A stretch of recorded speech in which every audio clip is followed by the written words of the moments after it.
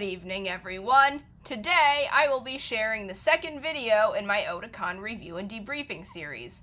We're going to start off right where we left off in the first video, so I implore you to watch that first if you haven't already. It's Friday! The day of our departure and the first day of Otakon. It could not have come any sooner. I only got 2 hours of sleep Thursday night, but I could barely contain my excitement. I was all packed and ready to go, and so was my mom. She decided to stay the night at my place to make it easier in the morning. Our train was scheduled for 6 a.m. from Moynihan Train Hall. This meant that we needed to be up at 3 a.m. to get dressed, finalize a suitcase, and give us enough time to get there. We left my place at 4:30 a.m., which is earlier than scheduled. I had originally planned to be out the door around 4:45 a.m. We had to take a subway from my apartment to Times Square, then another one from Times Square to the train hall. Since these are big stations, there are escalators and elevators at our disposal. The thing is, the station near my apartment is small, so we had to schlep the suitcases down the stairs. We also had to ask for help when we got to Moynihan since none of us had been there before. It just opened like a few months ago. Once we got situated, we took an escalator to the mezzanine level of Moynihan. That is where all the food places and shops are. We got there around 5:30 a.m. It was close, but we had just enough time to buy a Starbucks for the ride. My mom got a coffee and I got a Frappuccino, bagel, and cake pop. That was my breakfast for the day. After getting our Starbucks, we heard the boarding announcement over the PA system. We ran to the elevator and took it down to where the train was. Since this was our first time taking Amtrak, we decided to ask the conductor for help. He must have had a stick up his butt though, since he was super grumpy with us. Even after we told him that this was our first time, he didn't listen. This trend would continue throughout the entire ride. We departed at 6 a.m., right on time. Nothing super interesting happened on the train, except the conductor screamed at us for every little thing. I was sitting in an empty seat to eat my Starbucks, and he came over and lectured me about, oh, that's not your seat, you shouldn't be sitting there. Like, I know that! I am just eating there since there was more space. We also had our luggage in the wheelchair area, but we did not know it was the wheelchair area. He came over and screamed at us again. Like, come on, give us a break. No need to scream at us. Just a simple explanation would have sufficed. The train had a cafe car, which was cool.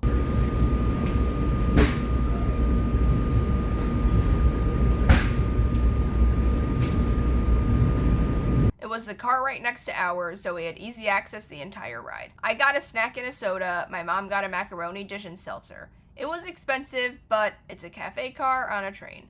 What do I expect?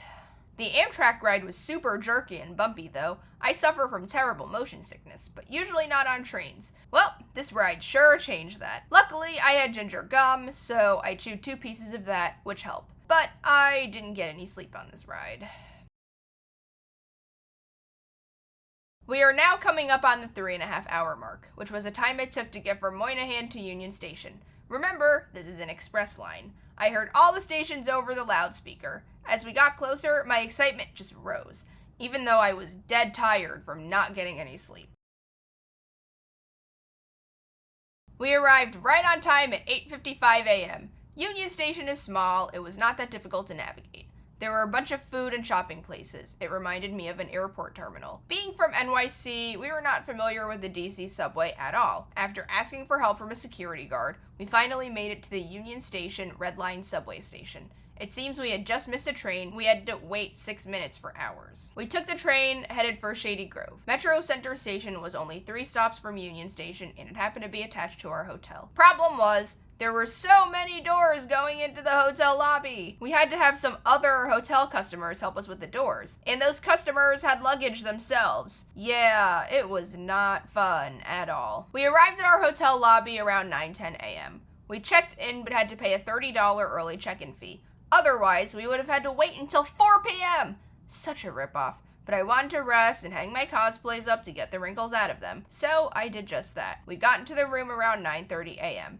It was far from the elevators. The layout of the floor was like this semicircle, so we had to go all the way around to get to and from the elevators to a room. Yeah, it was complicated. I spent about 30 minutes unpacking. I hung my cosplays, put my wigs on heads, put the shoes in the closet, put together Riley's staff, and anything else went into drawers. We arrived at the con center around 10 a.m. It was only a few blocks from the hotel, which is convenient and easy to get to.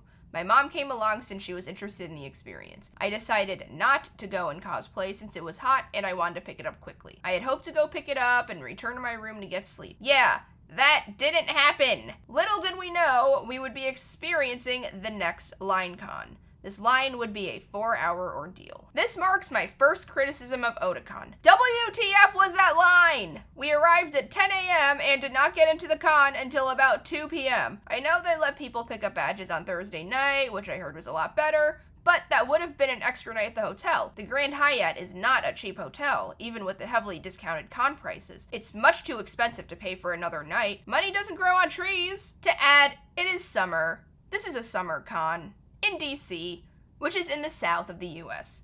This means heat. It was super humid out. I traveled in a summer outfit, which happened to be the outfit I went to get the badge in, so I didn't faint. But there were people in full cosplays and armor. It is a miracle none of them passed out of heat exhaustion. The line was so bad, people started cutting. My mom had to give a few people the evil eye. Even after we got in, the line was still going. It was super long, the entire day. It was even still going at night, when everything was supposed to close. This line wrapped around the convention center, and then some. The line didn't even get better once you got to the con center. It was basically line after line, but at least we were in AC this time. I mean, I guess that's an improvement over waiting outside in the heat. There was also this group of cosplayers who were testing my patience. They were so annoying. They kept playing hand games and holding up the line. One also had keychains on her bag, which were being flown in every direction every time she moved or jumped. I was afraid she was going to take out an eye or something. Otakon, this is unacceptable. You cannot expect people to pay an extra hotel night just to get a badge. You also cannot expect people to pay $8 to have the badge shipped to them. It is basically a piece of plastic in an envelope. I mean, I was okay, but there were others who had armor on or were wearing fabric that does not breathe. Making us stand in that line in DC heat is inexcusable. You need to come up with a better system. The clock strikes 2 p.m., and I finally got my badge! My mom stayed with me the entire time, but she had to sit down around the 3.5-hour mark, which is understandable, of course. Once I got it, we headed back to the hotel room for me to change into my first cosplay, Shadow the Hedgehog. I did not realize the line would be that long, so I didn't go in cosplay. If I had known, I would have gone in cosplay and just stayed at the con. Well, on second thought, maybe not though, because my first cosplay was all made of faux leather. I would have roasted in that heat. I made it back to the con around 3 p.m. The first thing I did was go check out the dealer's room. Since it was Friday, it wasn't that crowded. I bought a few things. Around 4 p.m., I met up with a friend from NYC. He is a photographer and he was there taking pictures. He did not have a badge, so he did the photos in the lobby of the Marriott Marquis. I asked him to do a few photos of Shadow and then to do a few photos of Riley later. That entire session lasted about an hour. I headed back to my room around 5 p.m. I suffer from IBS symptoms, so I had to run back from the session. Once my stomach felt better, I changed into my second cosplay, Riley. At 6 p.m., I headed back to the Marquee for more photos. This session took longer, about an hour and 30 minutes. The Friday night formal was scheduled to start at 8 p.m., so I headed towards the room around 7:30 p.m. I had to wait in line. It was not that long, but I got there early. 8 p.m. rolled around, and they started letting everyone into the ballroom. It was a huge open room with a dance floor, a few tables, chairs, and a photo booth. It took the photo booth about 10 minutes to set up. Once they set up, I got my photo taken. I ended up only staying about 30 minutes because I got bored. I was hungry, so I decided to think about dinner. I walked around for 30 minutes and finally ate around 9 p.m. at the con food court. This is my second criticism of Otakon. The food was expensive. I ate a DC-style chili hot dog and fries. $15. Add the soda, which is an additional $4.50. Way too expensive. I understand that it is a con, but come on. All the restaurants in the surrounding area are expensive. This con takes place in an expensive area. DC in general is expensive. Another friend of mine, who also does reviews, points out that they were selling water for the same price.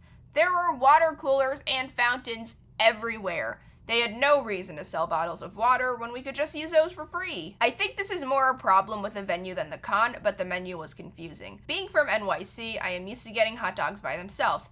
Fries are optional at the hot dog stands in the city, so I usually do not get them since I do not eat them. Here, I could only get a hot dog and fries set. I asked the lady behind the counter, but she did not understand my question. I ended up buying 2 sets instead of 1. The other one went to my mom, so it didn't go to waste, but seriously, the menu needs to be clearer, especially with those inflated con prices. It took me an hour to eat. At 10 p.m., I went to the artist alley. It was supposed to be open until 11 p.m., but many of the artists had already packed up and left. I visited the few that were still there, and I even bought something from one of them. There was a huge influx of people from the long lines earlier. Some did not even make it in until 9 or 10 p.m. By this time, the dealer's room had already closed, so the only thing those attendees could do was visit the artist alley, and even then, they didn't get the full experience. Really, that line was unacceptable. They need to come up with a better system. I walked around the artist alley until closing, which was at 11 p.m.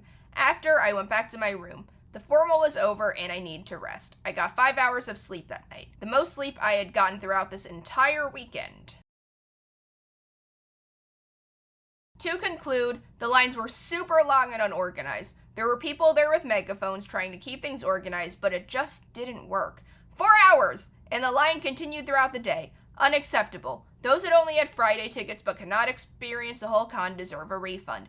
They really need to come up with a better system! Example of a good line system. NYCC 2021. NYCC had a similar setup with the required masks and vaccine passes. Most cons now require vaccine passes, so they give attendees bracelets to differentiate them from those who have not shown their pass yet. Usually, this is done at the door, where you get your badge and bracelet at the same time. However, this can cause overcrowding and bottlenecking. It also holds up the line since the staff need to stop everyone. NYCC separated the bracelets and the badges. The booths to get the bracelets were in their own area offsite a few blocks from the con center, and there were staff holding signs pointing people in the right direction. There were also like 20 booths. I was in and out of there within 2 minutes, so I didn't have to wait in a long line to get my badge. More cons should adopt this model. I did like that they enforced the mask policy. You rarely saw anyone unmasked, except for photos. And even then, most have masks that match their cosplays, so they don't even bother taking it off for photos. I also liked how they separated the dealer's room and the artist alley. It prevented overcrowding in one room. It also drew a fine line between the two, and attendees who went specifically for one or the other knew exactly where to go and which one they were in.